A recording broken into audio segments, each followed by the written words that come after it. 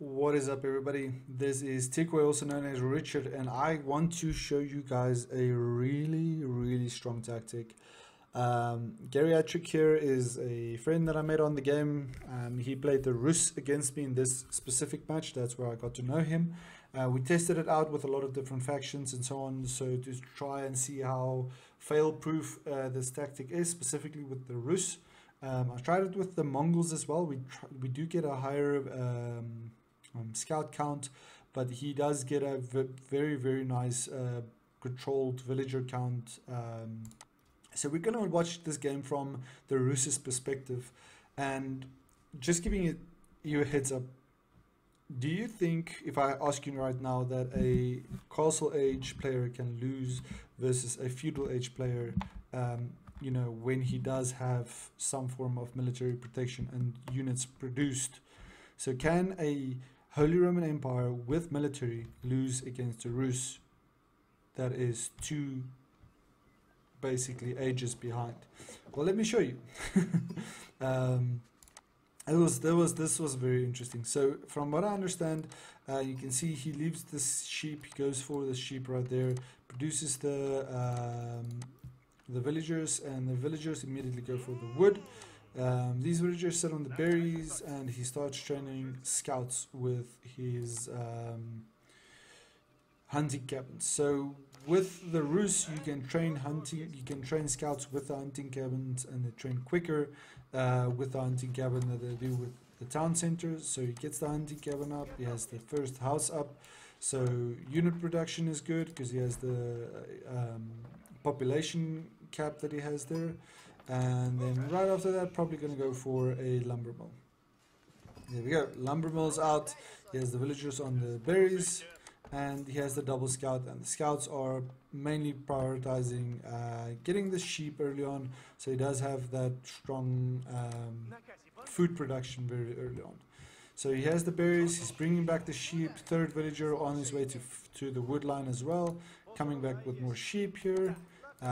Still sitting on 2 scouts right now. In the Holy Roman Empire side, we're going for the standard 6 villagers on the food, the prelate, and then 4 villagers on the gold. So that's going to give you the quickest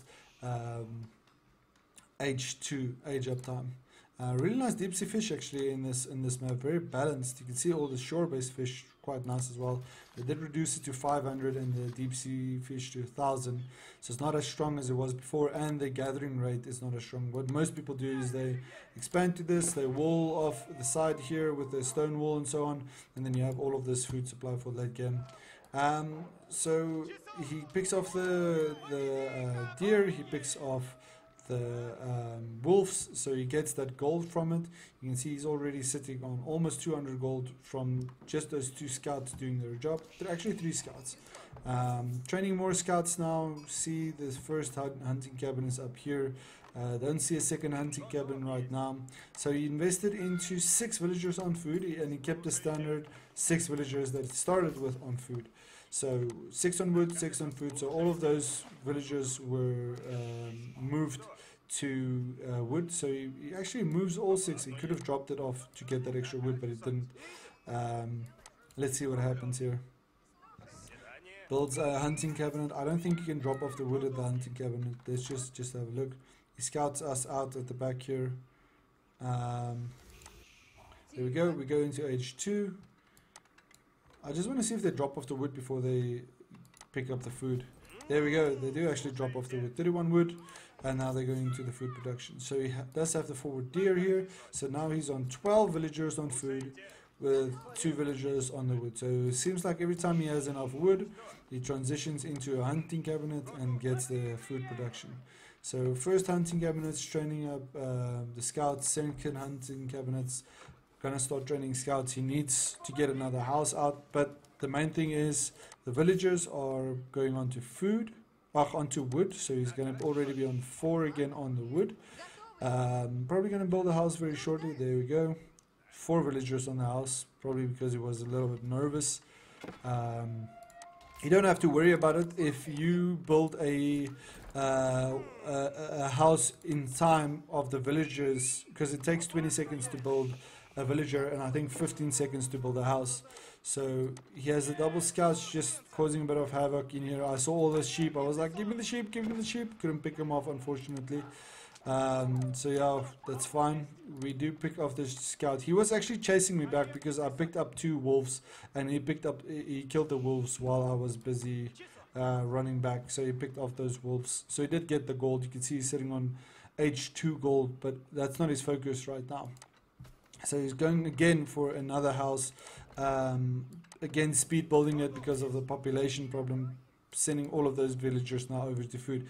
So that's 18 villagers on food and all the new villagers on wood. I can streamline this by saying if you just focus a little bit better on the housing with 1 villager a little bit earlier, because he does have the wood to do that, he would be able to invest more villagers into the wood and more villagers into the food without losing so much idle time with training 5 villagers, taking 5 villagers just to build a house. But still really, really clever of what's happening right here. So more scouts on the single big hunting cabinet there, second hunting cabinet here. So that's 2 hunting cabinets and a town center. Town center still training up villagers. That's going on to the wood line. And just 2 hunting cabinets.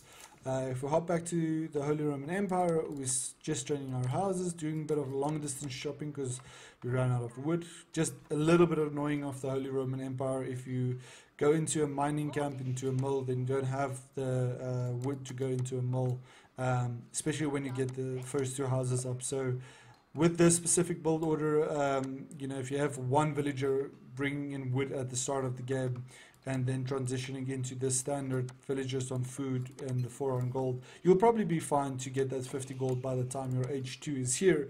You'll have enough gold to build your lumber mill, so you don't have to do this long distance shopping like what happened here. So we did drop off the wood there. I sent more over to the food. I'm trying to go for an Imperial Age here. You'll see once we reach the gold. I think we do have the mill upgrade already. We don't have the wheelbarrow upgrade. So they were on 600 gold. We have 15 villagers on, is it 15? 14 villagers on food, 2 villagers on gold, 4 villagers on gold. Again, dropping off all of the wood, building a house. Very ineffective, but I think that's just, it's fine if that's what he wants to do. That's okay.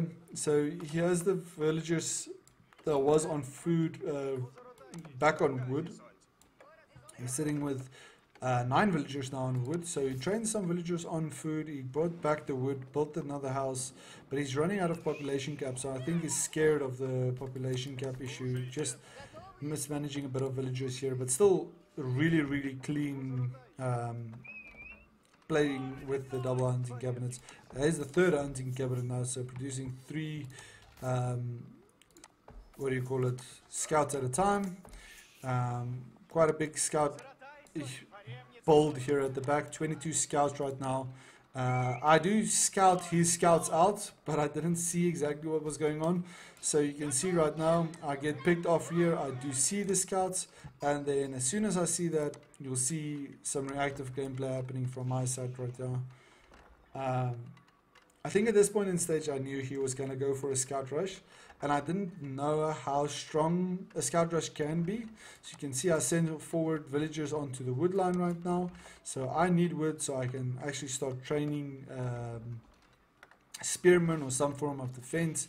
I have the 5 villagers here on the gold, and then I have the units here picking up the Residence Cathedral, and you can see the prelates going forward to go and collect the relics so I can bring them back to the Residence Cathedral. So I'm 3rd age, right? He's still sitting in age 1.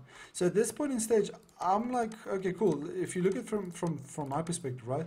I have scouted out the map. I am picking up my relics. I'm very comfortable with that. I saw the scouts, so I have the right information. And I go forward to wall off right here. And I bring back the relics very shortly, and you can see I'm sending forward these villagers to build a wall right here and just get us a wood wall off. Unfortunately, it's a wooden wall, it's not a stone wall. I do not have any stone right now, But I mean, it's scouts. I didn't expect. It's the first time this has happened to me. It's the first time I've played against Geriatric in this game, seeing this tactic happen to me. So we are on the 10-minute mark. I have a really quick Imperial Age right here. You know, from my perspective, it's a really clean game. Geriatric side, he's sitting now on 36 scouts, 4 hunting cabinets now. He has the houses to get the population cap up. You know, still training a few more villagers. 25 villagers on food, so he's going for the all-in on the scouts. But I'll show it now from my perspective to show you guys exactly what happens, right? So I don't have any military production, so it's a mistake on my side. But I mean, if I saw the scouts, mass scouts, I did not think it would be a problem. But it is very late to get this barracks up. Probably would have been good to go over to stone or something. Because I didn't expect what you'll see happen right now. So 3 minutes left of the game. You can see he's on 43 scouts, 4 hunting cabinets, 1, 2, 3, 4 hunting cabinets, villagers there, bit of idle time, pulling all of his villagers, not even a single villager left out. So that is 34 villagers and 45 scouts. Okay, so he has the villagers, he has the scouts. Let's just keep behind this and show it from his perspective. We'll keep behind the scouts to 5, we'll keep behind the villagers to 4, and now I'm very comfortable. I've closed off this. I'm going for the stone. I've closed off these wooden walls. I have the barracks here. He's at population cap, so he has the scouts ready here, sitting on 0 food, a bit of gold and 200 wood, right? So he has some wood left in the bank, but he's sitting with these scouts. So from my perspective, you know, this is what I see. I see this happening right now. Okay, so I'm gonna go crap. This is crazy. So I have a barracks, a single barracks, right? But I am 3rd age, right? This shouldn't be a problem. So I'm okay. Cool. Let's see what happens right now. I go for another wall off to try and stop this rush getting through. So I send these villagers forward here to close off this wall, but he's already inside my base. So I get an outpost up. I'm a bit scattered right now. You know, his villagers are right here, his scouts are right here, and this is 40, 45, 46 scouts, 45 scouts, okay? So then he goes for the wooden fortress right here. Now the wooden fortress can, as far as I know, only hold 3 villagers, 3 units, or 8 units, if I can remember. 8 units, okay. So they go in there, they garrison in there, and the villagers start assisting with the siege. So that is a total of 40, 60, almost 70 units sieging right now, right? I have a few spearmen coming out, but I mean, it's just scouts, so you wouldn't expect that to happen that severely, right? So the villagers hop out because I couldn't defend anymore, so I used them to attack the unit, the buildings. So my villagers plus the spearmen are the ones that's physically fighting right now. But this unit, or this building on my side, it's about 2,500 HP on this building, and his what do you call it here, the wooden fortress, is just picking off these villagers and picking off these units. But with spearmen, with villagers, it had no effect. 3 ages or 2 ages behind, just with scouts getting rushed down like this. It's firstly impressive. Sorry that it has to happen like this, but the RUS, in my opinion, is the strongest when it comes to this type of rush, because of this wooden fortress that they put up. You can see how my units are just getting picked off by this wooden fortress. And GG. Geriatric wins the game. Unfortunately, there's nothing I could have done. I could have had a few barracks up, get more, what do you call it, spearmen out, and that would have been a much different game. But Very well played, Geriatric. Couldn't have done much more. Maybe walled off with stone walls very sooner, but didn't expect a scout rush. Just really nice game. Well played, man. And this video is definitely dedicated to you. Thank you very much for showing me that tactic. We did try it a few times. We did get a few victories on it, playing specifically the Mongols. But that was very nice to show you guys the Geriatric rush on the scouts. But thank you very much for watching. Please do leave a like and subscribe, and have a nice day. And I'll catch you guys in the next video. Bye bye.